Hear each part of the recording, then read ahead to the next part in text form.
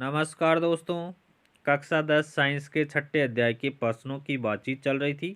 देखिए अगला प्रश्न है, मानव में वहन तंत्र के घटक कौन से हैं, इन घटकों के क्या कार्य हैं। देखिए मानव में वहन तंत्र के दो मुख्य घटक हैं जिन्हें क्रमशः परिसंचरण तंत्र और लसिका तंत्र कहते हैं। परिसंचरण तंत्र की बात करें तो परिसंचरण तंत्र के तीन भाग होते हैं। कितने भाग होते हैं परिसंचरण तंत्र के? तीन भाग होते हैं। पहला देखिए हृदय। हृदय है वो एक पेशीय अंग है जो पूरे शरीर में रुधिर पंप करने के लिए संकुचन करता है। दूसरा है रुधिर। रुधिर है वो एक तरल संयोजी ऊतक है जिसमें तरल भाग को प्लाज्मा कहते हैं तथा ठोस भाग को रुधिर कणिकाएं कहते हैं। तो रुधिर कोशिकाओं के रूप में स्वतंत्र कोशिकाएं होती है और ये रुधिर कोशिकाएं तीन प्रकार की होती है। पहला प्रकार है लाल रुधिर कणिकाएं या लाल रुधिर कोशिकाएं जिन्हें आरबीसी कहते हैं। आरबीसी का कार्य होता है ऑक्सीजन को फेफड़ों से ऊतकों तक पहुंचाती है। आरबीसी क्या काम करती है?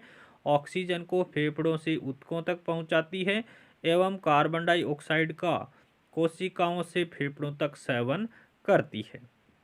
फिर देखिए श्वेत रुधिर कणिकाएं या श्वेत रुधिर कोशिकाएं जिनको डब्ल्यूबीसी कहते हैं और ये भक्षाणु का कार्य करती है और हमारे शरीर में एंटीबॉडीज का निर्माण करती है।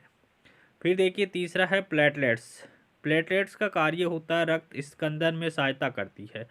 रक्त का थक्का जमाने में ये मदद करती है जिससे रक्त वाहिनी के कटे भाग से रक्त स्राव क्या हो जाता है? बंद हो जाता है। फिर देखिए प्लाज्मा। प्लाज्मा का कार्य क्या होता है? प्लाज्मा का कार्य होता है यह भोजन, कार्बन डाइऑक्साइड तथा नाइट्रोजनी वर्ज्य पदार्थ यानी अपशिष्ट पदार्थ का विलीन रूप में घुलनशील रूप में वहन करता है। कौन? प्लाज्मा। फिर तीसरा भाग है रुधिर वाहिकाएं।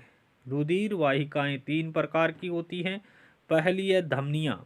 धमनियां क्या होती है? मोटी भित्ति वाली रुधिर वाहिकाएं होती है जो रुधिर को हृदय से विभिन्न अंगों तक ले जाने में कार्य करती है। धमनियां क्या करती है? रुधिर को हृदय से अंगों तक ले जाती है। कौन? धमनियां। और शिराएं। शिराएं है वो पतली भित्ति वाली वाहिकाएं होती है जो रुधिर को विभिन्न अंगों से हृदय में लाने का कार्य कौन करती है? शिराएं करती है। फिर है केशिकाएं। केशिकाएं क्या करती है?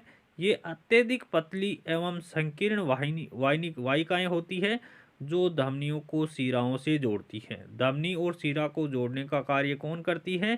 केशिकाएं करती है। और केशिकाएं अत्यंत पतली और संकीर्ण वाहिकाएं होती है। फिर बात करें लसिका तंत्र की कि लसिका तंत्र क्या होता है। तो देखिए केशिकाओं की भित्ति में उपस्थित छिद्रों द्वारा कुछ प्लाज्मा, प्रोटीन तथा रुधिर कोशिकाएं बाहर निकल करके ऊतक की अंतर कोशिकीय अवकाश में आ जाते हैं तथा ऊतक तरल या लसिका का निर्माण करते हैं।